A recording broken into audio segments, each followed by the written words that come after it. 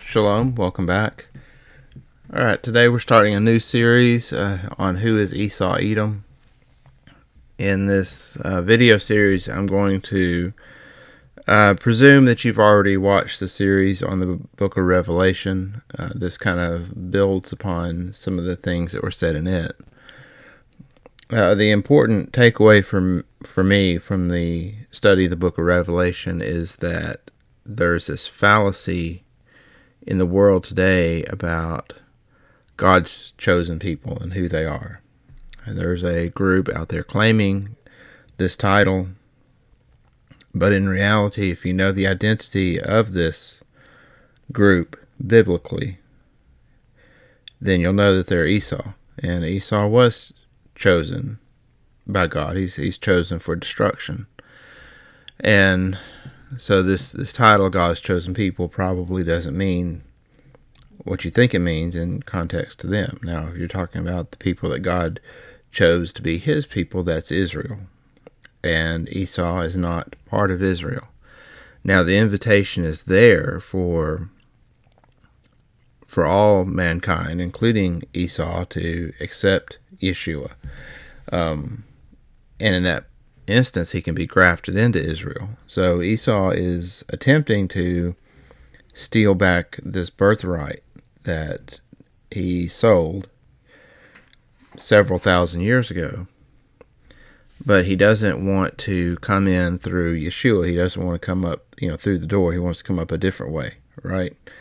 And so this is kind of the missing link that I think 99.9% of Christendom it doesn't make sense to them. And I was listening to a video today, and they were talking about these Edomites, these modern, the modern day descendants of Esau. And they, these commentators, they had all this history of this particular group of people and all the wickedness they've done. But they kept stopping their interview and saying, "Oh, but that's not all of them. That there's some good members of this people group." Well, there's always the exception, but the exception doesn't make the rule. So if you have, and there's an analogy that I've heard before, like if you have one corrupt police officer and then you got 99 who are good, but they ignore the actions of the one corrupt officer. They cover for him. They give, they don't turn him in. They protect him. Then you don't have one corrupt police officer and 99 good ones. What you really have is 100 corrupt police officers. And it's the same way with this group of people. So like if there are good Edomites, but they give cover to the wicked Edomites, to the communists and the those that are attempting to enslave humanity, then it's not that they're really good. The good ones are the ones that speak out against it. Okay, so we're gonna go ahead and get started. So why is this important? Okay, so a lot of what we're going to focus on today is the book of Genesis. And, of course, in several passages, for instance, Deuteronomy 34:10, Moses is called a prophet.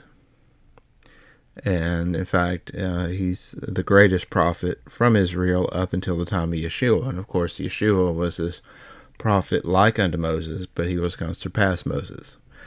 But we don't usually think of Moses as a prophet so much as a lawgiver, but he was a prophet. And Hebrews tells us that God spoke to our fathers through the prophets. And then Isaiah 46 says that Yahweh declares from the end from the beginning. And what is the beginning? Well, the beginning is Genesis.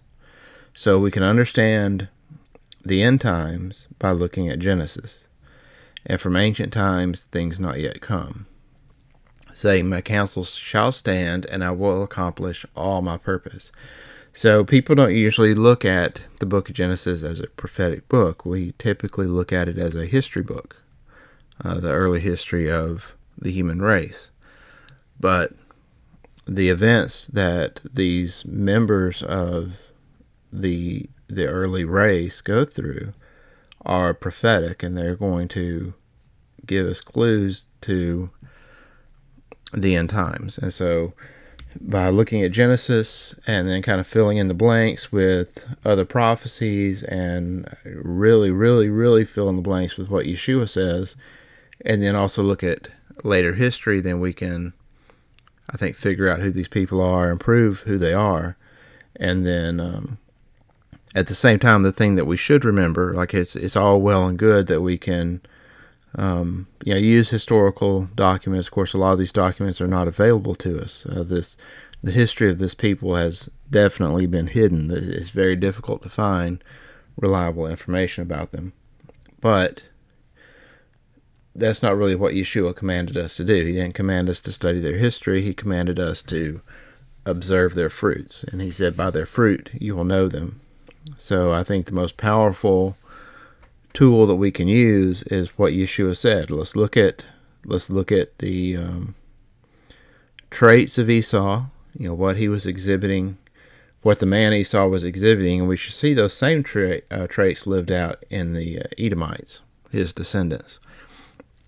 And then using that, and by observing the fruit of this people, then we'll know who they are, right? So by their fruits you will know them.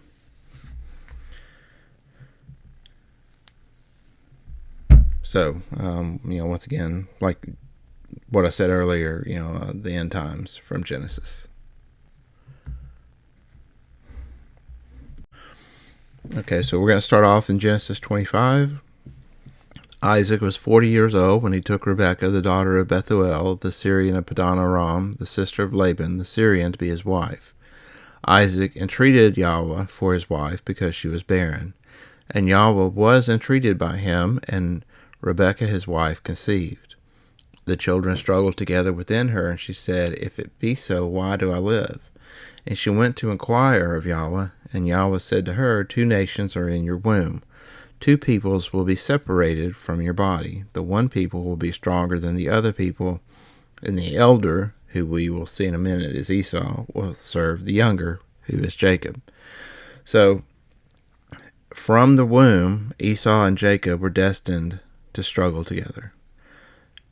From the womb, God declared that these 2 men would produce 2 nations.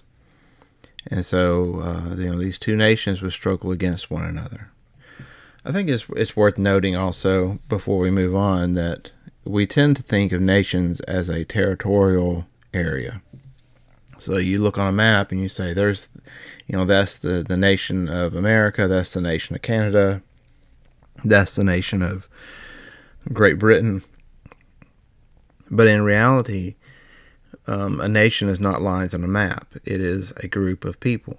So your nation will be those whom you associate with. They're typically members of your race. They're members of your tribe, so to speak. But that's what a nation is. A nation is a group of people. It is not a territory. So this same idea being thought of, like if you had a territory and you had invaders come in and take over your territory, they don't become part of your nation because they're still separated from you. They don't, you don't join your nations together until the 2 of you put aside all your differences and live together and, freely associate with one another. And eventually you might have 2 nations come together and form another nation. But Esau and Jacob are never destined to stop the struggle. They're always going to struggle against each other. So they're never going to become one nation. So if we're going to look at who Esau is, we need to look at the family tree. So Abraham, of course, gave birth to Isaac. Well, he didn't give birth to him, but he fathered Isaac. And then Isaac had these 2 twins, Jacob and Esau. And Jacob had 12 sons that became the 12 tribes of Israel. Of course, Jacob's name was later changed to Israel. And then you have Esau, who is associated with the color red, as we're going to see. And the Hebrew word for red is Edom. And so Esau gives birth to the Edomites. Or you could say, Esau gives birth to the Reds. That might be a clue as to his identity in later times. Moving on with the text of Genesis. It says, when her days to be delivered were fulfilled, behold, there were twins in her womb. The first came out red all over, like a hairy garment. They named him Esau. After that, his brother came out, and his hand had a hold on Esau's heel. He was named Jacob. Isaac was 60 years old when she bore them. The boys grew, and Esau was a skillful hunter, a man of the field. Jacob was a quiet man, living in tents. Now Isaac loved Esau because he ate his venison. Rebekah loved Jacob. Now, I think before we move on, we should take a moment to look at this term about Esau being a skillful hunter. Now, there's only one other person in the book of Genesis that's referred to as a hunter, and that's Nimrod. So Nimrod was the founder of Babylon. He was a mighty ruler on the earth. Some of the extra-biblical sources say that Nimrod was the first worldwide ruler. He had this global empire set up. After the flood, he was involved in occultic practices. Founder of Babylon, which of course is known for its occultic mysticism and such. And there's other sources that say he is known through history as the name Gilgamesh, that he's not known as Nimrod outside of the Bible and a few other texts.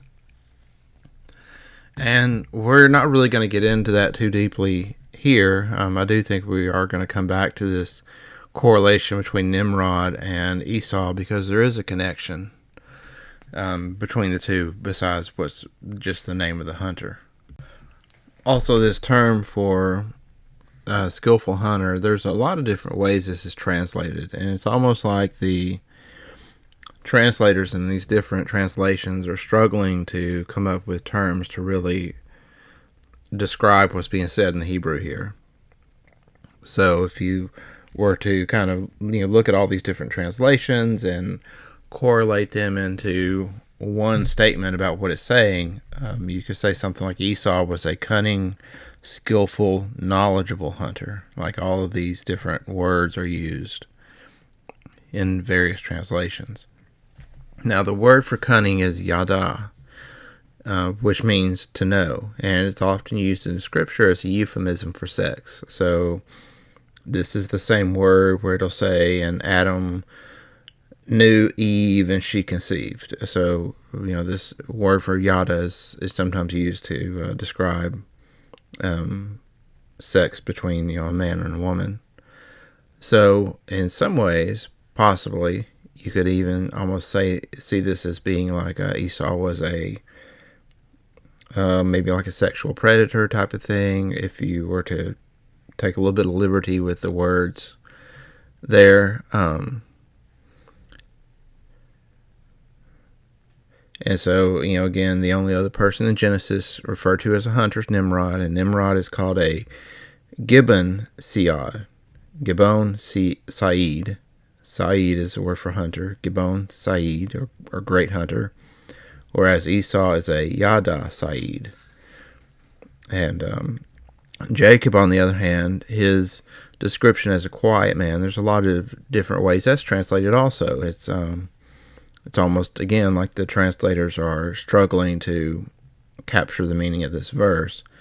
But if you were to take these different terms and kind of consolidate them, you could say that Jacob was a peaceful, pious, perfect man, as opposed to Esau, who was more like a wild man.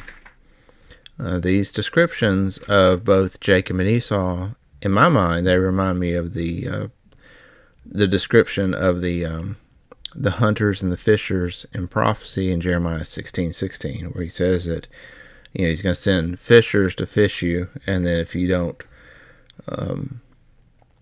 acquiesce to the fishers, then he's going to send hunters to hunt you on every hill. And so that in my mind correlates with these two descriptions of Jacob and Esau. So also in the book of Jubilees, it was discovered with the Dead Sea Scrolls. There is some evidence that it was used as scripture during the Second Temple period. It gives a little bit more information about this subject of this rivalry between Jacob and Esau. It says, "And in the 6th week, the 2nd year thereof, Rebekah bare to Isaac 2 sons, Jacob and Esau. And Jacob was a smooth and upright man, and Esau was fierce, a man of the field. And hairy, and Jacob dwelt in tents. And the youth grew, and Jacob learned to write, but Esau did not learn, for he was a man of the field and a hunter, and he learnt war, and all his deeds were fierce. And Abraham loved Jacob, but Isaac loved Esau." So here you see a little different detail, whereas in the book of Genesis, it mentions that Rebekah loved Jacob, but now it's saying that Abraham loved Jacob, and Isaac loved Esau. And Abraham saw the deeds of Esau, and he knew that in Jacob should his name and seed be called. And he called Rebekah and gave a commandment regarding Jacob, for he knew that she too loved Jacob much more than Esau. And he said unto her, "My daughter, watch over my son Jacob, for he shall be in my stead on the earth, and for a blessing in the midst of the children of men, and for the glory of the whole seed of Shem. For I know that the Lord will choose him to be a people for possession unto himself above all peoples that are upon the face of the earth." So you get a little bit more detail here. And again, so if we're looking at the traits of these two men, Jacob would be the more peaceful, pious type of person, whereas Esau is a very warlike people.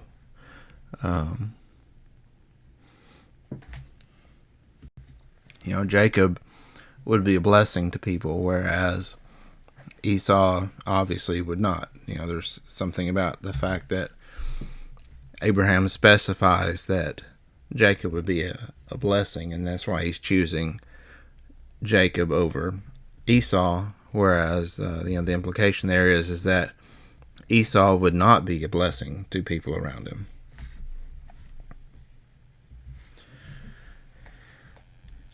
And here it says that Jacob boiled stew, and Esau came in from the field, and he was famished. And Esau said to Jacob, "Please feed me with that same red stew, for I am famished."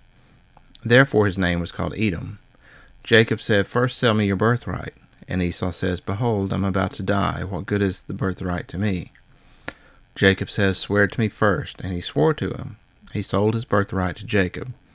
Jacob gave Esau bread and stew of lentils. He ate and drank, rose up, and went his way. So Esau despised his birthright.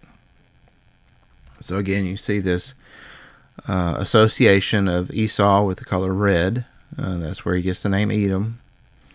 He despised his birthright, but he wants the blessing. So we're going to see that play out, where in, I think, most people's minds, you would understand that, well, if you sell your birthright, you don't get your blessing either. You sold that. So in a way, it appears to me that what he wants is he wants God's blessings, but he doesn't want the responsibility that goes along with it. And so what is the responsibility? Well, the responsibility is to be a blessing to others. It is to keep God's commandments and to be obedient to God. And so what Esau is looking for is he's looking to get all the privileges of being God's chosen people, but he doesn't want to do any of the things that go along with that. And this is actually laid out in Genesis 18. When Abraham is chosen, it says, "For I have chosen him that he may command his children and his household after him to keep the way of Yahweh, by doing righteousness and justice, so that Yahweh may bring to Abraham what he has promised him." So Abraham, in the book of Jubilees, is observing the two boys, and he realizes that Esau is not going to fulfill this requirement. He is not going to keep the way of Yahweh by doing righteousness and justice, but he sees that Jacob will. So this may be part of the reason for Abraham choosing Jacob over Esau. Also, in some of these extra scriptural books like Jubilees and Jasher, when it comes time for Abraham to pass away, Jacob is with Abraham. It says that Abraham passed away with Jacob kind of leaning on his breast, and it reminds me of Yeshua at the Last Supper when the Apostle John was, or we believe it to be John, was reclining upon Yeshua's chest. It was definitely a correlation between those two scenes, and I wonder if that's the reason that was included in the gospel account.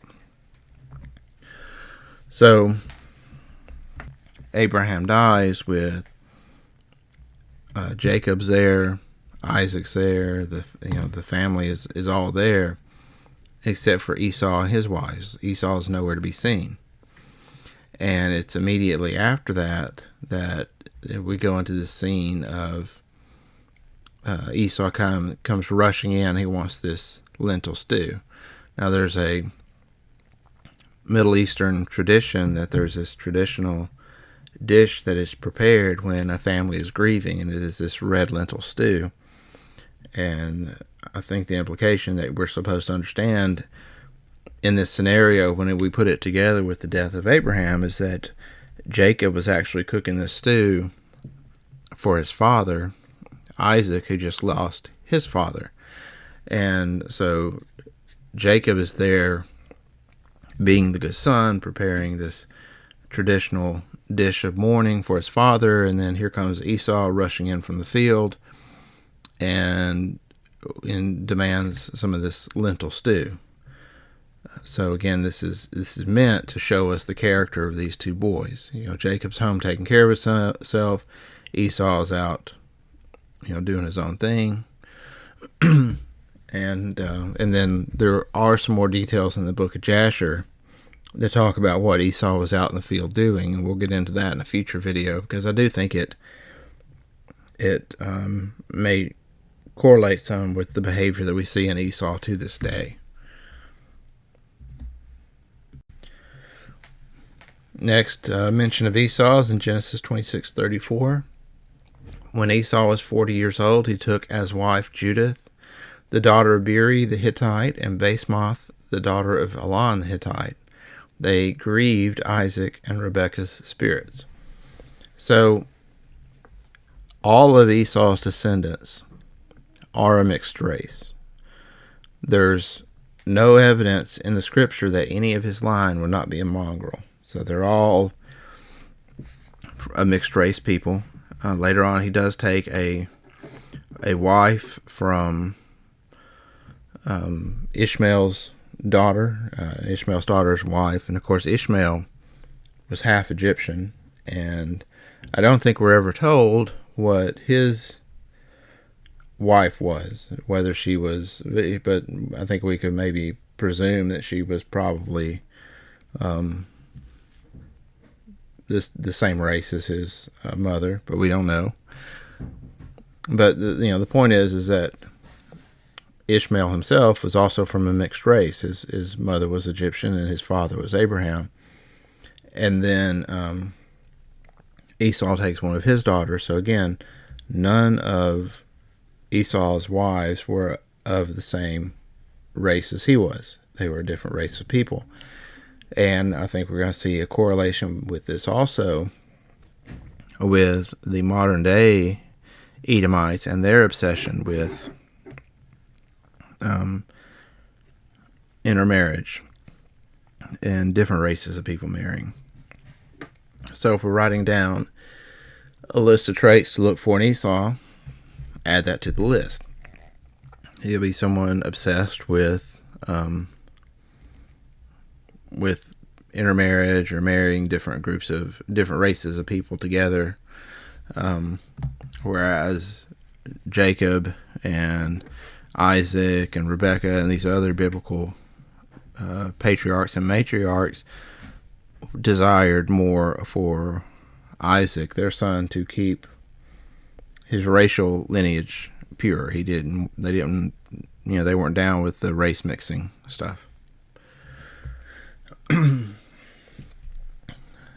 Genesis 27:1, when Isaac was old and his eyes were dim so that he could not see, he called Esau his elder son and said to him, "My son." And he said to him, "Here I am." And he said, "See now, I am old. I don't know the day of my death. Now therefore, please take your weapons, your quiver, and your bow, and go out to the field and take me venison. Make me savory food, such as I love, and bring it to me, that I may eat, and that my soul may bless you before I die." Rebekah heard when Isaac spoke to Esau his son, and Esau went to the field to hunt for venison and to bring it. So now, put this together with what we know about this conversation that Abraham had with her, and Rebekah realizes she needs to do something. And of course, at this point, Abraham has passed away, so he's not around. So the responsibility falls upon her to intervene here and to ensure that the right son, the correct son, gets the birthright blessing. And it goes on to say, Rebekah spoke to Jacob her son, saying, "Behold, I have heard your father speak to Esau your brother, saying, Bring me venison and make me a savory food, that I may eat, and that I may bless you before Yahweh, before my death. Now therefore, my son, obey my voice according to that which I command you. Go now to the flock, and get me from there 2 good young goats, and I will make them savory food for your father, such as he loves. You shall bring it to your father, that he may eat, and that he may bless you before his death." Jacob said to Rebekah his mother, "Behold, Esau my brother is a hairy man, and I am a smooth man. What if my father touches me? I will seem to him as a deceiver, and I would bring a curse on myself, and not a blessing." And his mother said to him, "Let your curse be on me, my son. Only obey my voice, and go get them for me."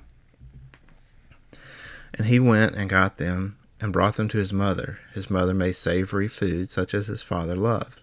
Rebekah took the good clothes of Esau, her elder son, which were with her in the house, and put them on Jacob, her younger son. She put the skins of the young goats on his hands, and on the smooth of his neck. She gave the savory food and the bread which she had prepared into the hand of her son Jacob. He came to his father and said, "My father." And he said, "Here I am." "Who are you, my son?" And Jacob said to his father, "I'm Esau, your firstborn. I have done what you asked me to do. Please arise, sit, and eat of my venison, that your soul may bless me." Isaac said to him, "How is it that you have found it so quickly, my son?" And he said, "Because Yahweh, your God, gave me success." And Isaac said to Jacob, "Please come near, that I may feel you, my son, whether you are really my son Esau or not." And Jacob went near Isaac to his father, and he felt him and said, "The voice is Jacob's voice, but the hands are the hands of Esau." He didn't recognize him because his hands were hairy like his brother Esau's hands, so he blessed him. Now, when I read this, every time I read this, I think, Jacob had to have known. Like the way he's asking, and the fact that he even says, you have Jacob's voice, it kind of makes me wonder if Jacob kind of knew what was going on. Or not Jacob, if Isaac kind of knew what was going on. But there's no way to know for sure. But it certainly sounds like he knew something was up. And again, he said, "Are you really my son Esau?" And he said, "I am." So he said, "Bring it near to me, and I will eat of my son's venison, that my soul may bless you." He brought it near to him, and he ate. And he brought him wine, and he drank. And his father Isaac said to him, "Come near now, and kiss me, my son." He came near and kissed him, and he smelled the smell of his clothing, and blessed him, and said, "Behold, the smell of my son is as the smell of a field which Yahweh has blessed. God give of you the dew of the sky, and the fatness of the earth, and plenty of grain and new wine. Let peoples serve you, and nations bow down to you. Be lord over your brothers. Let your mother's sons bow down to you. Cursed be everyone who curses you, and blessed everyone who blesses you." So, this blessing, if we were to kind of break it down, he says, the dew of the sky, the fatness of the earth, and plenty of grain and new wine. So this is obviously a blessing in agriculture. It's saying that Jacob will inhabit regions and areas with a good climate for growing crops. Let people serve you and nations bow down to you. So he's given authority over other peoples. Cursed be everyone who curses you, and blessed everyone who blesses you. So he's essentially a blessing for friends and a curse for enemies. This is a repetition of the Abrahamic blessing that people will point to and say, "Oh, this is saying that the Jews are God's chosen people, and whoever curses them will be cursed," and all this other stuff. But it's not speaking about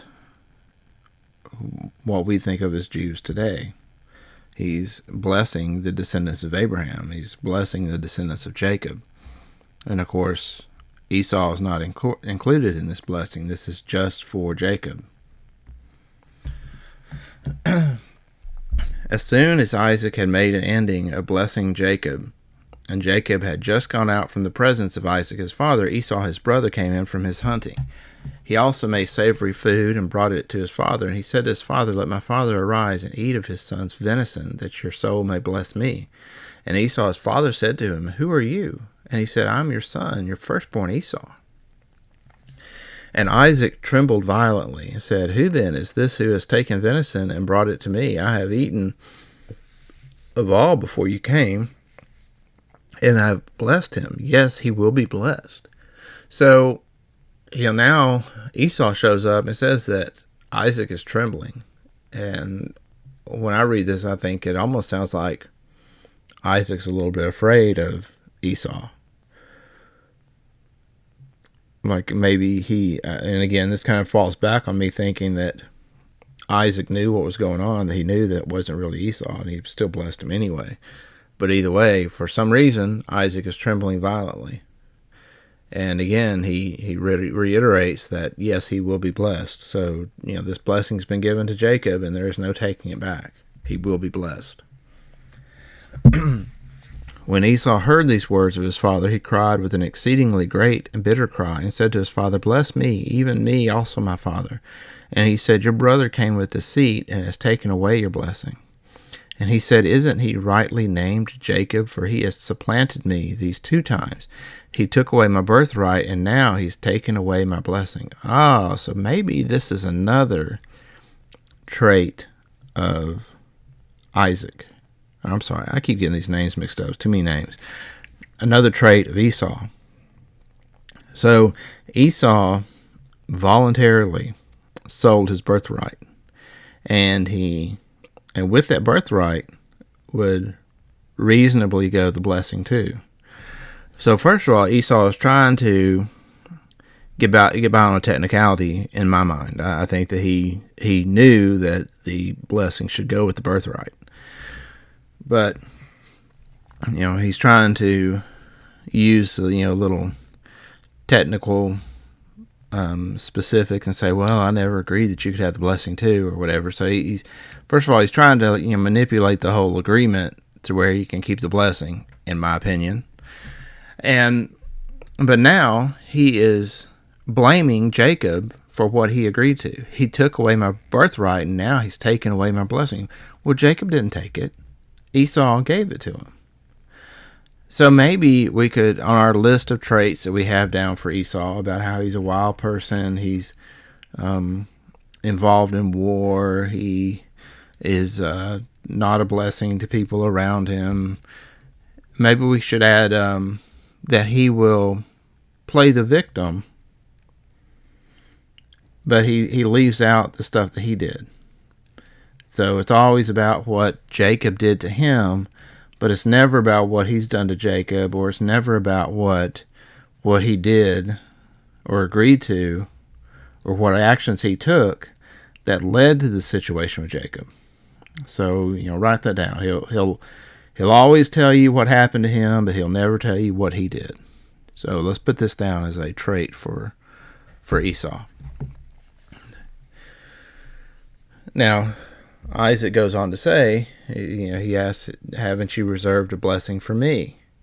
And Isaac says, behold, I have made him your Lord, and all his brothers I have given to him for servants. So, Jacob is specifically given authority over Esau. With grain and new wine I have sustained him. What then will I do for you, my son? And Esau said to his father, have you but one blessing, my father? Bless me, even me also, my father. And Esau lifts up his voice and weeps. And so again, Esau is, oh, woe is me. I'm the victim here. When obviously he's not. I mean, this is, he sold that birthright. So Isaac ends up giving him a blessing. He says, behold, of the fatness of the earth will be your dwelling. Now this kind of, and we'll look at it in a moment, we'll look at the similarity between these two blessings. But he says of Esau, of the fatness of the earth will be your dwelling, and of the dew of the sky from above. By your sword you will live, and you will serve your brother. It will happen when you break loose that you shall shake his yoke from off your neck. So, this by your sword you will live. Now, this should be kind of perking up your ears a little bit, because Yeshua refers to this in the New Testament when Peter is attempting to defend Yeshua from the temple guards that come to arrest Yeshua in the Garden of Gethsemane. And Yeshua stops Peter and he says, he who lives by the sword will die by the sword. Well, who is it that's prophesied to live by the sword? Well, that would be Esau. And people think what's being said is he's telling Peter, if you do this, if you live by your sword, you're going to die by your sword. But that's not what Yeshua is saying. Like, defending someone, using your weapon for self-defense is not living by your sword. Living by your sword is being a thief, being a robber, essentially mugging and robbing people. It's not just defending your neighbor. The person living by their sword that Yeshua is referring to is the temple leadership, the people that sent the temple guards. Like, I think it was common knowledge in Judea who was in charge of the leadership in Judea. They knew that they were Edomites. And which kind of brings up an interesting situation, because if you lived in first century Judea, you would know the appearance, the racial makeup of the people involved. Like, you would know what race that Jacob was. You would know what race Esau was, what he looked like. You would know the difference between Esau and Jacob. You could probably spot the differences in them. In fact, maybe even within the tribes, there appears to be some identifying traits in the tribes where someone could look at someone from the tribe of Zebulun and know that he's from the tribe of Zebulun. And my theory about that is that they had garments they wore that were similar to what we saw in Scotland, where they would have different plaid designs for different clans. But you could tell the difference in the peoples. Somehow the authors of the Bible knew what tribes certain people were in, who was an Edomite, who was a Jacobite. And that knowledge has been lost to us because we're not there. It would be like if someone was reading a book about America 3,000 years from now. And like, we know what a Mexican looks like. In fact, we could probably tell the difference between a Mexican and a Puerto Rican. Like, you can just look at the way these two, they're both Hispanic, but they have certain differences in them, and you can usually pick out who is a Mexican and who's from a different South American country. I know I can. And you could, or maybe you would even be able to pick out someone who's of Irish descent just by looking at them. So there's things that we intuitively know because we spent time around these people. But there's a lot of people arguing about what race was Jacob, what race was these different, what race was the Israelites. There's blacks that think they were black. I think that they were white, that they were the descendants or the progenitors of the Celtic Saxon people. But there's this debate. Some people say, oh, they're just Middle Eastern. So there's this whole debate about what races these different characters were. But back then, they knew. They knew because they were familiar with who the people were. So in this analogy of studying the history of America, 3,000 years from now, there might possibly be debates about what races of people these different nations are then. But obviously, in the first century, they knew who these people were. They knew who was an Edomite. They knew who had risen up to leadership positions within Judea. And they knew who was in charge of the temple. So when these temple guards came out to arrest Yeshua, and Yeshua tells Peter, "Put your sword away, Peter. He who lives by the sword will die by the sword." He had already given the disciples plenty of prophecy about the coming destruction of Jerusalem. And Peter was saying, "Look, don't worry about it, Peter. They're going to get their just deserts. They're going to reap what they've sown."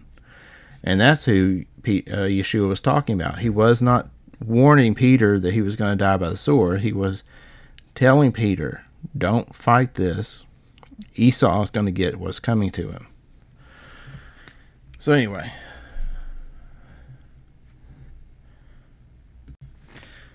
Okay, so now comparing these two blessings, the one given to the one given to Jacob and the one given to Esau. Jacob is given the fatness of the earth, and Esau is said the fatness of the earth is his dwelling. So he's, in my opinion, it looks like he's saying that you're going to dwell with Jacob. So they're occupying the same area, but they're like two different nations of people dwelling in the same area. And of course, with Jacob, he's told he is the Lord over his brother, and Esau is told you will serve your brother. But at some point, he's going to break the yoke off his neck, and so he's going to rise up above Jacob. I think we saw a picture of that in the first century when in Judea he was ruling over his brother. He has subverted the society that his brother Jacob had built in Judea, and he was ruling over him. But we also should keep in mind that Jacob's blessing contains this curse everyone who curses you. So in the process of getting this position of authority over Jacob, Esau will begin to curse Jacob, and when that happens, that's when the curse comes upon himself. And I can go ahead and tell you that whenever this curse comes upon Esau, in the same way that he blamed Jacob for the issue of his birthright, he's going to blame Jacob. He's not going to tell you what he did. He's just going to tell you about how the curse came upon him and bad things happened to him because of what he did to his brother.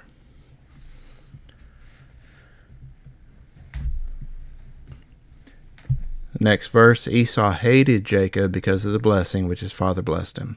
So again, on our list of traits for Esau, go ahead and write down that he hates Jacob. In fact, we could even say that this is going to be an unnatural hatred, an unexplainable hatred, that he will, no matter what Jacob does for Esau, no matter what he gives to him, no matter what he does to bless Esau, Esau is going to continue to hate Jacob. He says, Esau said in his heart, the days of mourning for my father are at hand, then I will kill my brother Jacob. So he thinks that Isaac's about to die, so he says, after he dies, I'm going to kill my brother Jacob. So this is another one of those traits that we can put down. So it says, the words of Esau, her elder son, were told to Rebekah. She sent and called Jacob, her younger son, and said to him, behold, your brother Esau comforts himself about you by planning to kill you. Now therefore, my son, obey my voice. Arise, flee to Laban my brother in Haran. Stay with him a few days until your brother's fury turns away, until your brother's anger turns away from you, and he forgets what you have done to him. Then I will send and get you from there. Why should I be bereaved of both of you in one day? So, somebody tells Rebekah that Esau is planning to kill Jacob, and she says, your brother Esau comforts himself about you by planning to kill you. So maybe we could even make this another trait to put down, is that Esau likes to fantasize about killing Jacob. I think in modern context, maybe we would see Esau constantly writing about how he wants to kill Jacob, or how he's going to do it, or kind of making these plans and writing articles and books and stuff like that about how he's going to kill Jacob. So from this point forward, Esau and his descendants will have two missions. First is to kill Jacob, and second is to gain back the lost blessing. And if you understand that, you'll understand a lot of the things that you will see the Edomites doing in the modern world. It's all about, I think that he believes if he can eliminate Jacob, that this blessing will then fall back upon himself, and he'll gain back this blessing. Next, we see Esau taking another wife. It says, Rebekah said to Isaac, I'm weary of my life because of the daughters of Heth. If Jacob takes a wife of the daughters of Heth, such as these, of the daughters of the land, what good will my life do me? So, again, this falls into these two that we saw earlier in Genesis 26. So then Isaac calls Jacob and blesses him and commands him, you shall not take a wife of the daughters of Canaan. Arise to go to Padan Aram, to the house of Bethuel, your mother's father. Take a wife from there, from the daughters of Laban, your mother's brother. May God Almighty bless you and make you fruitful and multiply you, that you may be a company of peoples, and give you the blessing of Abraham to you and to your seed with you, that you may inherit the land where you travel, which God gave to Abraham. Isaac sent Jacob away, and he went to Padan Aram, to Laban's son of Bethuel the Syrian, Rebekah's brother, Jacob and Esau's mother.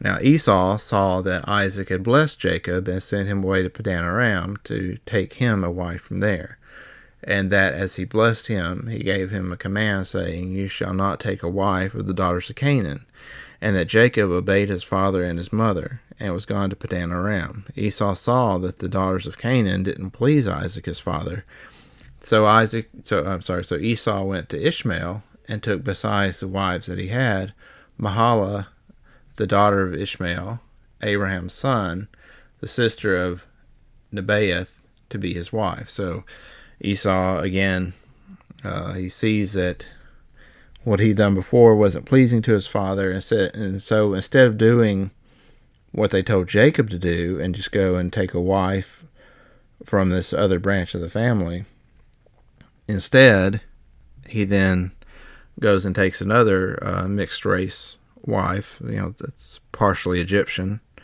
and again he's still not following the command. He's still not doing what his mother and father desire. He's still doing it his own way.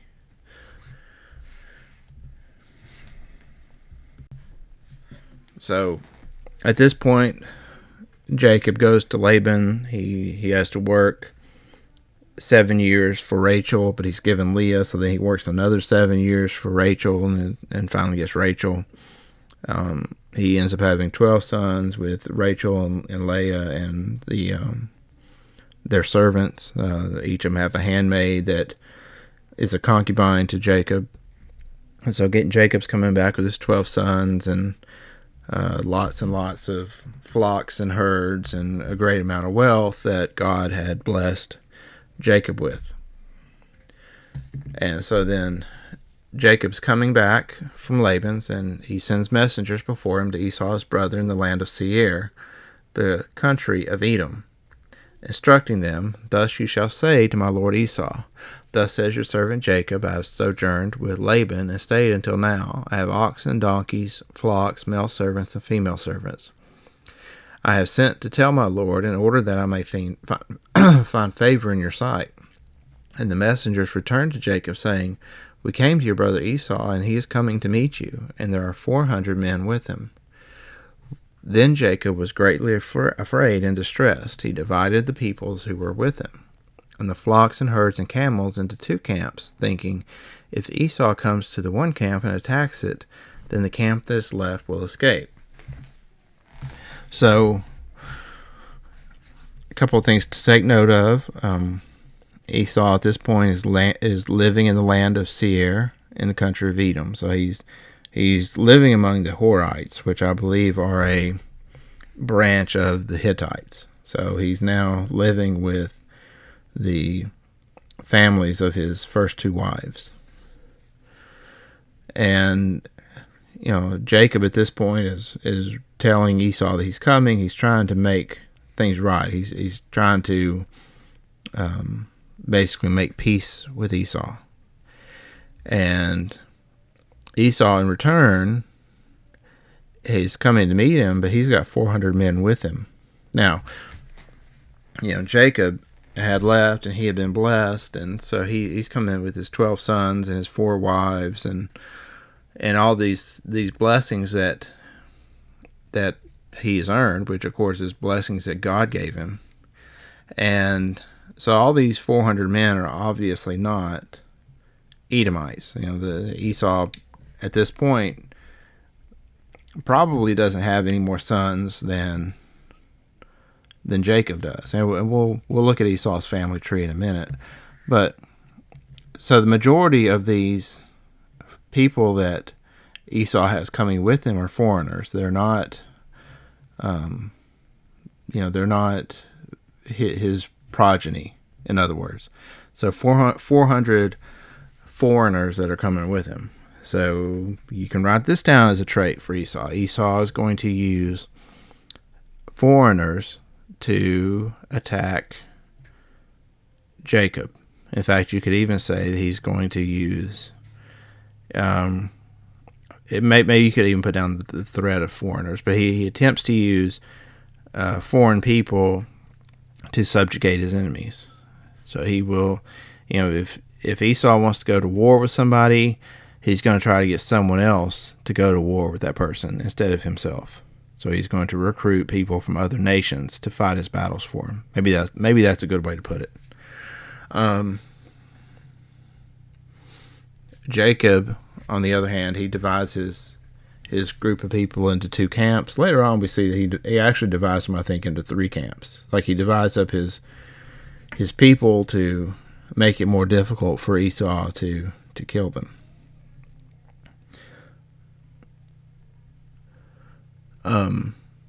So yeah, I think that's all on this slide to go over. This dividing into two camps could refer to God himself dividing Israel into two camps, because we have the Celtic Saxon people living in North America and in Europe. So that in itself could be kind of a foreshadowing of where Jacob is today, divided into two camps. So Jacob stayed there that night, and from what he had with him, he took a present for his brother Esau, 200 female goats and 20 male goats, 200 ewes and 20 lambs, 30 milk and camels and their calves, 40 cows and 10 bulls, 20 female donkeys and 10 male donkeys. These he handed over to his servants, every drove by itself, and said to his servants, "Pass on ahead of me," and put a space between drove and drove. He instructed the first, "When Esau my brother meets you and asks you, 'To whom do these belong? Where are you going? And whose are these ahead of you?' Then you shall say, 'They belong to your servant Jacob, and they are presents sent to my lord Esau, and moreover, he is behind us.'" He likewise instructed the second and the third and all who followed the droves, "You shall say the same to Esau when you find him, and you shall say, 'Moreover, your servant Jacob is behind us, for he thought, I may appease him with the present that goes ahead of me, and afterwards I shall see his face. Perhaps he will accept me.' So the present passed on ahead of him, and he himself stayed that night in the camp. The same night he arose and took his 2 wives, his 2 female servants, and his 11 children, and crossed the ford of the Jabbok. He took them and sent them across the stream and everything else that he had.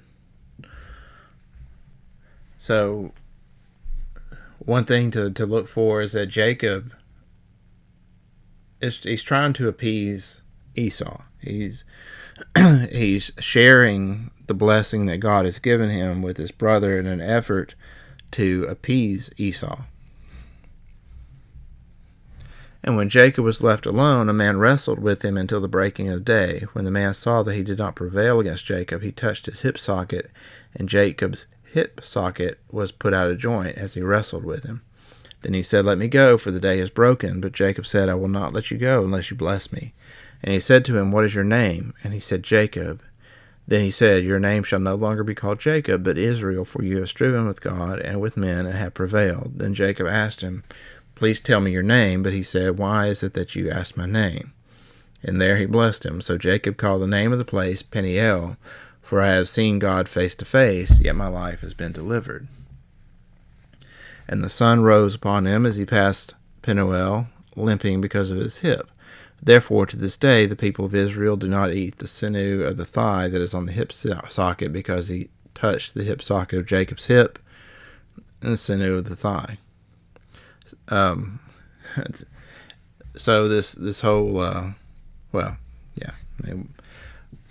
never mind. I'll skip that. Genesis 33:1, and Jacob lifted his eyes and looked, and behold, Esau was coming, and 400 men with him. So he divided the children among Leah and Rachel and the 2 female servants, and he put the servants with their children in front, then Leah with her children, and Rachel and Joseph last of all. He himself went on before them, bowing himself to the ground 7 times until he came near to his brother. So he's divided up the camp again. So you got the 2 servants, his concubines first with their children, then Leah with her children, and then finally Rachel and Joseph last of all, because I think the idea is that Rachel and Joseph are the ones that Jacob truly loves, or certainly values above the others. But then he goes on, he bows himself to the ground 7 times as he's coming near his brother. So he's doing everything he can to win the affection of Esau. And then Esau runs to meet him and embraces him, fell on his neck and kissed him, and they wept. And when Esau lifted up his eyes and saw the women and children, he said, "Who are these with you?" And Jacob said, "The children whom God has graciously given to your servant." Then the servants drew near, they and their children, and bowed down. Leah likewise and her children drew near and bowed down. And last Joseph and Rachel drew near, and they bowed down. And Esau said, "To what you mean by all this company that I've met?" And Jacob answered, "To find favor in the sight of my Lord." But Esau said, "I have enough, my brother. Keep what you have for yourself." So, again, Jacob is offering to share the bounty that God has blessed him with his brother. And there's this reuniting between the two brothers, and it appears that Esau has forgiven Jacob, but I know in the rabbinic literature it says that it wasn't a true forgiveness, that Esau was just pretending that he forgave Jacob, but he was still wanting to kill him. And of course we're about to see that Jacob is invited to go with Esau to Mount Seir, but Jacob's like, "No, I think I'm good, dude. I'm not going to follow you." So it appears that there is at least some grounds for that, because there is a reason that Jacob doesn't trust Esau. Like, he doesn't think that he has a bad feeling about the whole thing. Let's say that. Like, he doesn't want to go with Esau. So he kind of manipulates his way out of that, and I think that kind of reinforces that understanding that the rabbinics have, which is that even though Esau appeared to forgive Jacob, he didn't truly forgive him. So I think maybe the takeaway is that no matter what Jacob does, no matter how much he gives of his own blessing to Esau, no matter how much he subjugates himself to Esau, no matter how many times he bows down to him, no matter what he gives Esau, nothing is going to remove Esau's desire to kill Jacob. That's my takeaway here. And Jacob said, "No, please, if I found favor in your sight, then accept my present from my hand, for I have seen your face, which is like seeing the face of God, and you have accepted me. Please accept my blessing that is brought to you, because God has dealt graciously with me, because I have enough." This whole, like, I've seen your face, which is like seeing the face of God. One thing I will say is I do think that this might explain the way that Jacob sees the modern descendants of Esau. They almost treat them like they have some favored status above Jacob himself. Most Jacobites fully buy into the whole God's chosen people idea, and they believe that these Edomites are beyond reproach, that if you even criticize Edom, you're bringing a curse upon yourself, because they are like the face of God as far as he believes. Thus he urged him, and of course Esau ends up taking this gift. Then Esau said, "Let us journey on our way, and I will go ahead of you." But Jacob said to him, "My Lord knows that the children are frail, and that the nursing flocks and herds are a care to me. If they are driven hard for one day, all the flocks will die. Let my Lord pass on ahead of his servant, and I will lead on slowly at the pace of the livestock that are ahead of me, and at the pace of the children, until I come to my Lord in Seir." So Esau is wanting him to go back home with him. Really, he's wanting him to go to Seir with Esau, and Jacob's like, "No, man, no, you go on ahead. We'll catch up to you later." So obviously Jacob has a bad feeling about that. There's a reason that he's refusing to do what Esau wants him to do. So Esau said, "Let me leave with you some of the people who are with me." But he said, "What need is there? Let me find favor in the sight of my Lord." So Esau returned that day on his way to Seir, but Jacob journeyed to Succoth, and built himself a house, and made booths for his livestock. Therefore the name of the place is called Succoth. And Jacob came safely to the city of Shechem, which is in the land of Canaan, on his way to Padan Aram, and he camped before the city. And from the sons of Hamor, Shechem's father, he bought for 100 pieces of money the piece of land which he had pitched his tent, and there he erected an altar and called it El Elea Israel. So from this point, Jacob kind of goes his own way, and then we have this instance of the son of Shechem wanting to marry Dinah, and there's this whole issue where the sons of Israel kill all the Shechemites, and but that's outside the scope of this teaching. And disregard that. This is not a teaching. This is a presentation. I'm trying to get out of the habit of calling these teachings, because we're not supposed to have any man that's a teacher except the Messiah. So I'm not a teacher, just a presenter. All right, so Genesis 36.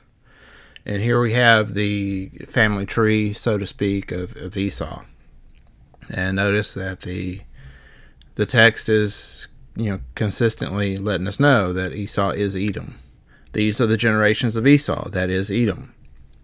Esau took his wives from the Canaanites. Adah, the daughter of Elon the Hittite. Aholibamah, the daughter of Anah, the daughter of Zibeon the Hivite.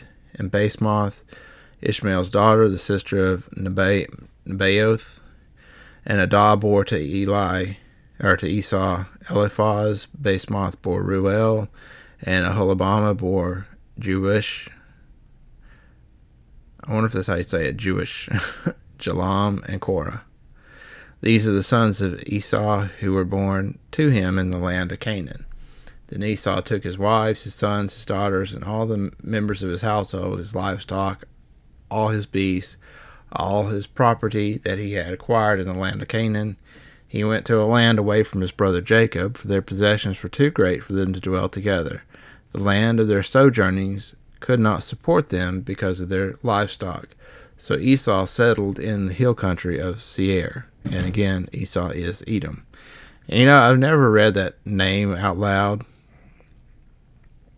I guess there's probably a different way to pronounce it, that Jeush or whatever, but my first instinct reading it there, the way it was transliterated, it looks like Jewish to me. I wonder if God's trying to give us a clue there. So again, in the green, this Mount Seir, that's where Esau is known to reside through most of the scripture. Or sometimes it's called the land of Edom. It's the south side of where Israel settled. So if you look at the modern state of Israel, you'll see that at the very south end of the modern nation of Israel, it kind of goes down to a point. That lower area of Israel, that is the land of Edom. So from what I can tell on maps, it looks like the land of Edom is included within the territory of Israel, at least part of it. Basra is another area. This was in the land of Edom. So there is a little mix-up or confusion with the names of the wives of Esau. So we see that in some earlier parts of Genesis, the two of the wives are mentioned in Genesis 26:34, and then the daughter of Ishmael is mentioned in Genesis 28:9, but their names are different. So here it says Adah of Elon, but in Genesis 26:34, her name is Basemoth of Elon. And Aholibamah of Anah here is Judith of Beeri in Genesis 26:34. And then Basemoth of Ishmael here is called Mahalah, the daughter of Ishmael, in Genesis 28:9. So, these names don't quite line up.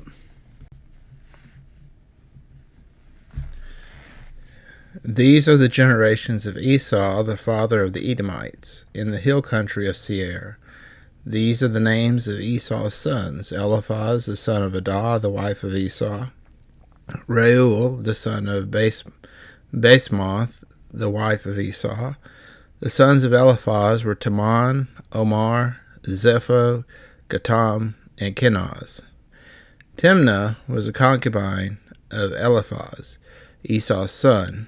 She bore Amalek to Eliphaz. So, Amalek, if you can remember, he was kind of the legendary enemy of the Jews. And of course, in that term, I mean actual Israelite Jews.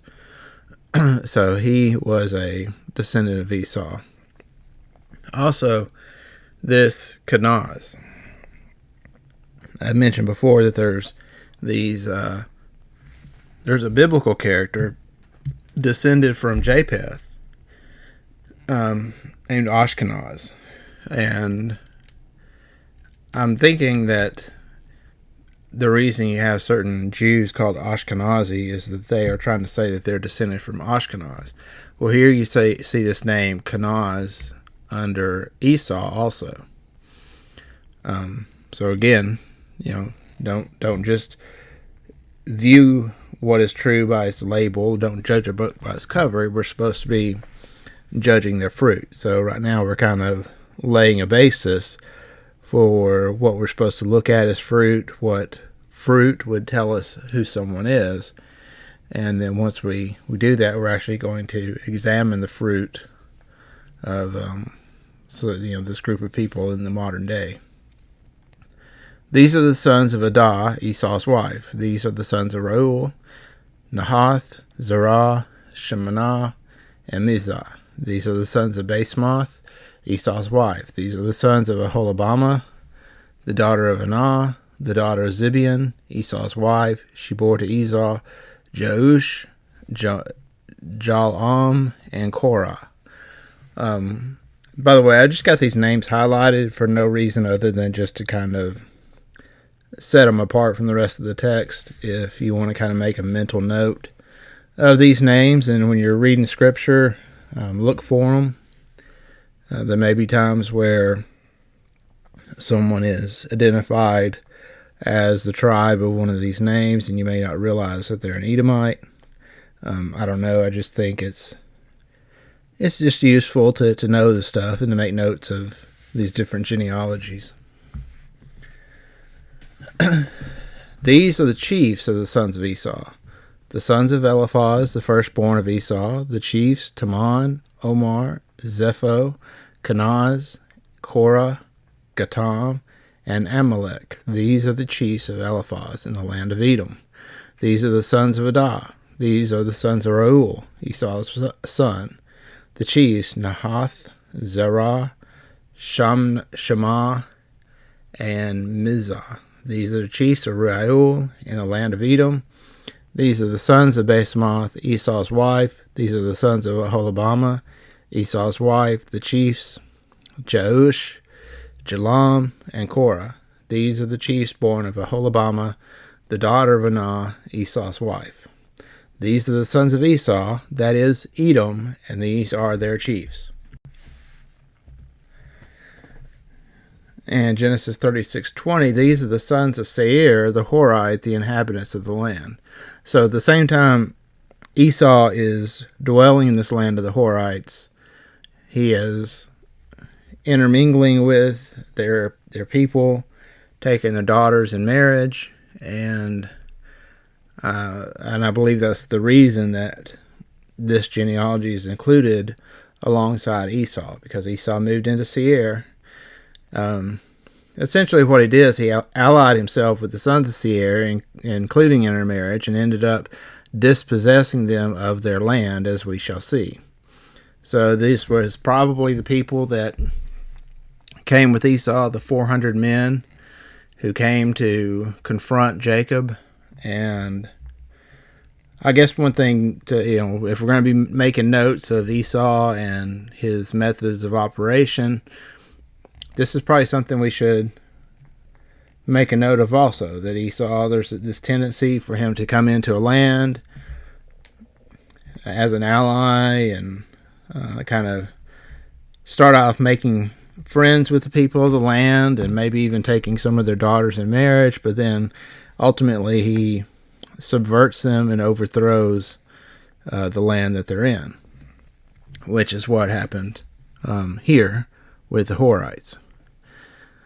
These are the sons of Seir, the Horite, the inhabitants of the land: Lotan, Shobal, Zibeon, and Anah. The ones that are highlighted are in the genealogy of Esau. Dishon, Ezer, and Dishon. These are the chiefs of the Horites, the sons of Seir, in the land of Edom. The sons of Lotan were Hore and Haman, and Lotan's sister was Timnah. Timnah was the mother of Amalek. These are the sons of Shobal, Alvan, Manahath, Ebal, Shepho, and Onam. These are the sons of Zibeon.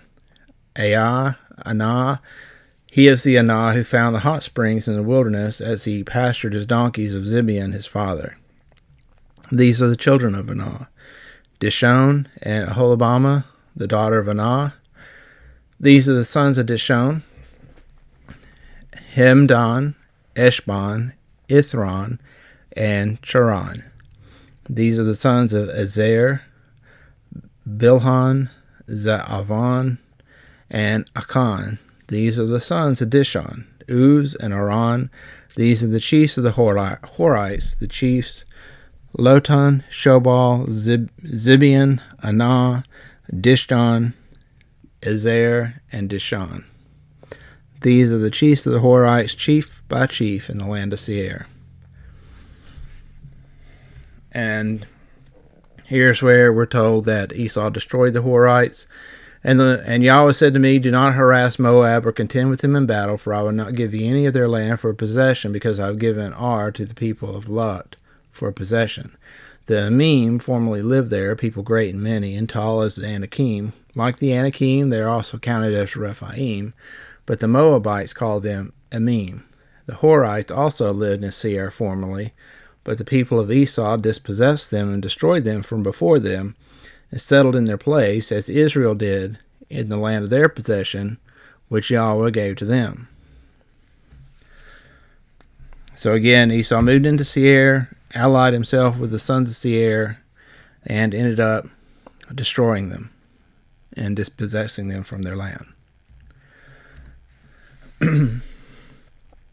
Back to Genesis 36. These are the kings who reigned in the land of Edom before any king reigned over the Israelites. Bela, the son of Beor, reigned in Edom, the name of the city being Dinhabah. Bela died, and Jobab, the son of Zerah of Basra, reigned in his place. Jobab died, and Husham of the land of the Temanites reigned in his place. Husham died, and Hadad, the son of Badad, who defeated Midian in the country of Moab, reigned in his place, the name of his city being Avith. Hadad died, and Samlah of Maskarah reigned in his place. Samlah died, and Shaul of Rehoboth on the Euphrates reigned in his place. And Shaul died, and Baal-Hanan, the son of Achbor, reigned in his place. Baal-Hanan, the son of Achbor, died, and Hadar reigned in his place. The name of his city being Pau. His wife's name was Mehetabel, the daughter of Matred, the daughter of Mazahab. I want to point out this about Bela, the son of Beor, who reigned in Edom. There's another son of Beor that we're introduced to later in Scripture after the Exodus, and that's Balaam, the son of Beor. Also, I believe it's in the book of Jasher. It may be Jubilees, but I'm pretty sure it's Jasher. Beor is sent after Jacob when Jacob leaves. When Jacob leaves the house of Isaac to go to Laban's, Esau sends Beor to basically hunt down Jacob in the wilderness and kill him, if I remember correctly. But I do remember that in one of those texts, Beor is actually being used as an agent of Esau in one respect or another. I'm going to have to look that up later. And just to finish off chapter 36, these are the names of the chiefs of Esau according to their clans and their dwelling place by the names of their chiefs: Timnah, Alva, Jetheth, Aholibamah, Aya, Pinon, Kenaz, Taman, Mibzar, Magdiel, and Aram. These are the chiefs of Edom, that is, Esau, the father of Edom, according to their dwelling places in the land of their possession. Okay, so now let's go back to Beor. We'll talk about him. So Balaam, son of Beor, Numbers 22, verse 1.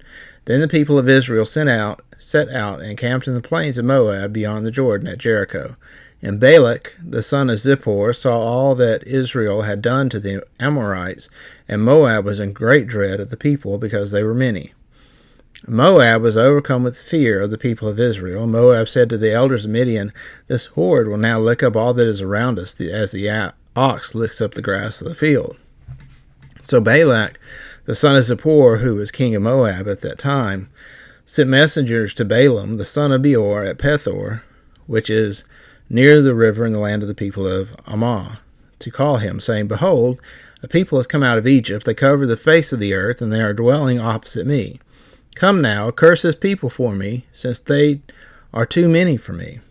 Perhaps I should be able to defeat them and drive them from the land, for I know that he whom you bless is blessed, and he whom you curse is cursed." So this Balak is now requesting Balaam come and curse Israel for him. And you kind of see this reverse of the Abrahamic covenant here at the bottom of the page, where the Abrahamic covenant says, "He who blesses you is blessed, and he who curses you is cursed."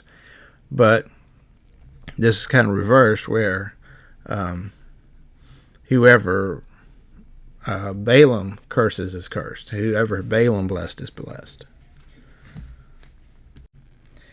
So we see this person who is possibly a descendant of Esau. I don't know that the scripture ever tells us for sure that he was a descendant of Esau. He is, Beor was a king, a sovereign in the land of Edom, which, even though it doesn't explicitly say that he's a descendant of Esau, I think that we can take that as indication that he was. But whether he was a direct descendant of Esau or whether he was one of the Horites that dwelt with Esau, I think we can make a fair determination when we complete this series of studies that Esau certainly learned the technique that Balaam uses when it comes to dealing with Jacob. So we go through this whole series of these messengers are coming to Balaam. Balaam asks God, "Hey, can I go?" God tells him no. Then the guys offer him more money, and he goes back to God, and he's like, "God, can I please go with them? They're going to give me a bunch of money." God says something to the effect of, "If you really want to go, you can go." And so I think what he actually says is, he tells Balaam, "If they come to you tomorrow and ask you to go, then you can go." But Balaam gets up first thing in the morning and saddles up his donkey and hops on, and he starts off down the road. So he didn't wait for them to come and approach him again. And the donkey sees this angel of Yahweh standing in the way. The donkey refuses to go any further. Balaam starts beating his donkey, and then the donkey actually starts talking to Balaam. So it's this whole kind of humorous episode. But eventually Balaam gets to where Balak is. And he says, "How can I curse whom God has not cursed? How can I denounce whom the Lord has not denounced? For from the top of the crags I see him, from the hills I behold him. But behold, a people dwelling alone and not counting itself among the nations. Who can count the dust of Jacob or number the fourth part of Israel? Let me die in the death of the upright, and let my end be like his." And Balak said to Balaam, "What have you done to me? I took you to curse my enemies, and behold, you've done nothing but bless them." And he answered and said, Must I not take care to speak what Yahweh puts in my mouth?" So Balaam gets there, and of course, Balak is, he's wanting to pay him some money to curse this people. But Balaam can't put together a curse to bring on the people because Yahweh won't let him. So he has to come up with an alternative plan. And he does come up with an alternative plan. And we'll see that in the next slide. But, the top part there in the blue, how can I curse whom God has not cursed? And this, I think, is really the conundrum with Edom. This is a question that Edom has to ask himself. Because he's got a vengeance, he's got a blood feud with Jacob. At this point in time, I don't think Jacob realizes that anymore. He realized it back in the book of Genesis, the literal man Jacob did, but certainly Jacob's descendants, a lot of them don't even realize they are Jacob's descendants, and the ones that do don't really think much about Esau anymore, because there's nobody on the world scene calling themselves Esau. So how can he curse whom God has blessed? Well, in Numbers 25, we see the plan. It says, while Israel lived in Shechem, the people began to whore with the daughters of Moab. These whores, Moabite whores, they come out, and verse 2 says, they invited the people to the sacrifice of their gods, and the people ate and bowed down to their gods. So think about Bohemian Grove. These Edomites are, these Moabites under the direction of this Edomite Balaam, Balak, Balaam, Balak was the king. Balaam directs them to start doing this, start leading the people astray, right? So Israel has yoked himself now to Baal of Peor, and the anger of Yahweh was kindled against Israel. Okay, so we discussed in some previous videos this whole issue of eating food sacrificed to idols. Paul says it's okay as long as no one sees you. Yeshua says it's a doctrine of Balaam. So here you have the verses that Yeshua was referencing. Because when you eat meat sacrificed to idols, you're coming into covenant with that God, with that idol that the food was sacrificed to. There's a couple of really good books that I read years ago. The Threshold Covenant and the Salt Covenant. And it's about these ancient Near Eastern covenants, and it kind of gave me some insight into the way that these ancient peoples viewed covenants. And so when you sit down at a meal, you're coming into covenant with someone. And this is probably the reason in the Clementine homilies that we saw Peter not eating with those who had not purified themselves. Because until the people came into covenant with God, Peter didn't want to have a covenant relationship with them. And he said that me sitting down to eat with you when you might potentially have demonic possession, I'm opening myself up to danger. So in other words, you're opening yourselves up to these demons. So eating meat sacrificed to idols is coming into covenant with that idol. And that's why it says Israel yoked himself to Baal of Peor. And the anger of Yahweh was kindled against Israel. And Yahweh said to Moses, take all the chiefs of the people and hang them up in the sun before Yahweh, that the fierce anger of Yahweh may turn away from Israel. And Moses said to the judges of Israel, each of you kill those of his men who have yoked themselves to Baal Peor. And behold, one of the people of Israel came and brought a Midianite woman to his family in the sight of Moses and the sight of the whole congregation of the people of Israel while they were weeping in the entrance to the tent of meeting. So they're discussing this whole issue. And here comes this dude walking by with one of these Midianite whores. And it's right in front of them. Moses is sitting there telling these chiefs of the people, hey, we got to kill all these guys. And then here comes this guy walking right by with one of those Midianite whores. And so, it's really just this open-handed rebellion, right? Well, Phinehas, the son of Eleazar, the son of Aaron, the priest, saw it, and he rose up and left the congregation and took a spear in his hand and went after the man of Israel into the chamber and pierced both of them, the man of Israel and the woman, through her belly. Thus the plague on the people of Israel was stopped. Nevertheless, those who died by the plague were 24,000. And the Lord said to Moses, Phinehas, the son of Eleazar, the son of Aaron the priest, has turned back my wrath from the people of Israel, in that he was jealous with my jealousy among them, so that I did not consume the people of Israel in my jealousy. Therefore say to him, Behold, I give to him my covenant of peace, and it shall be to him, and to his descendants after him, the covenant of a perpetual priesthood, because he was jealous for his God and made atonement for the people of Israel. So Phinehas essentially just went in and shish kebabbed this woman Cosby and the guy that she was laying with. The name of the slain man of Israel who was killed with the Midianite woman was Zimri, the son of Salu, the chief of the father's house belonging to the Shimeites. And the name of the Midianite woman who was killed was Cosby, the daughter of Zur, who was the tribe head of the father's house in Midian. And Yahweh spoke to Moses, saying, Harass the Midianites and strike them down, for they have harassed you with their wives, or with their wiles, with which they beguiled you, in the matter of Peor, and in the matter of Cosby, the daughter of the chief of Midian, their sister, who was killed on the day of the plague on account of Peor. And Moses sent them to the war, 1,000 from each tribe, together with Phinehas, the son of Eleazar the priest, with the vessels of the sanctuary and the trumpets for the alarm in his hand. They warred against Midian, as Yahweh commanded Moses, and killed every male. They killed the kings of Midian with the rest of their slain, Evi, Rakim, Zur, Hur, and Reba, the 5 kings of Midian. And they also killed Balaam, the son of Beor, with the sword.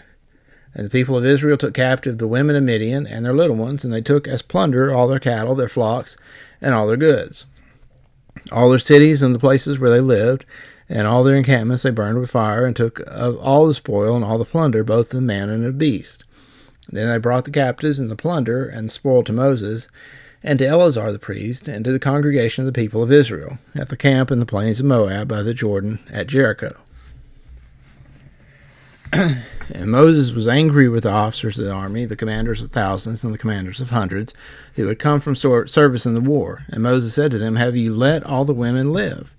Behold, these, on Balaam's advice, caused the people of Israel to act treacherously against Yahweh in the incident of Peor. And so the plague came upon the congregation of Yahweh. Now therefore kill every male among the little ones, and kill every woman who is known man by laying with him. So essentially, they wiped out all the Midianites except for the young girls who were still virgins, and they kept them. But I think the lesson here to learn is that this is a technique that has been learned by Esau. That, for instance, if we look at the Christians in America 200 years ago, if you were to go back to the early 1800s, when the Christians were much more godly than they are now, then the people would have been very difficult to overthrow because we had God's favor. In fact, there's a speech by Samuel Adams, and in the speech he talks about how during the Revolutionary War, the founding fathers and the revolutionary soldiers enjoyed this supernatural protection from Yahweh. He said, the days are coming when our progeny will not even believe the supernatural protection that we were afforded when we were fighting for our freedom. And I think we're there today. I think that Sam Adams' words came true. And it's difficult to find information about this supernatural protection. I have read some stories about during the war there would be these storms that would come up and either sink enemy warships or blow them off course to prevent them from joining in battles against the Patriots and things like that. So there were episodes of supernatural protection from God during the Revolutionary War. There was a battle where George Washington had multiple Indian sharpshooters attempting to kill him, and they could not hit him. So they left the battle, and George Washington's clothes were full of bullet holes, but not a single scratch on him. Not a single bullet hit him. So there are legendary accounts like that of what happened during the Revolutionary War. So we had this supernatural protection a couple of hundred years ago. So what has Esau done for the last 250 years? He has worked to subvert this supernatural protection the people of Yahweh have. And he has done so by tempting us with sin, in the same way that the Midianites, through the advice of the Edomite Balaam of Beor, did the same thing. And here's the verse in Revelation 2 where Yeshua condemns this doctrine of Balaam. But I have a few things against you. You have some there who hold to the teaching of Balaam, who taught Balak to put a stumbling block before the sons of Israel, so that they might eat food sacrificed to idols and practice sexual immorality. And before our final study's over, we will see the source of the sexual immorality that we are experiencing now. And it is coming straight from Esau, Edom. All right, thank you for listening. Pray this has been a blessing to you, and we will continue on with the next part in this teaching very shortly. Thank you. Shalom.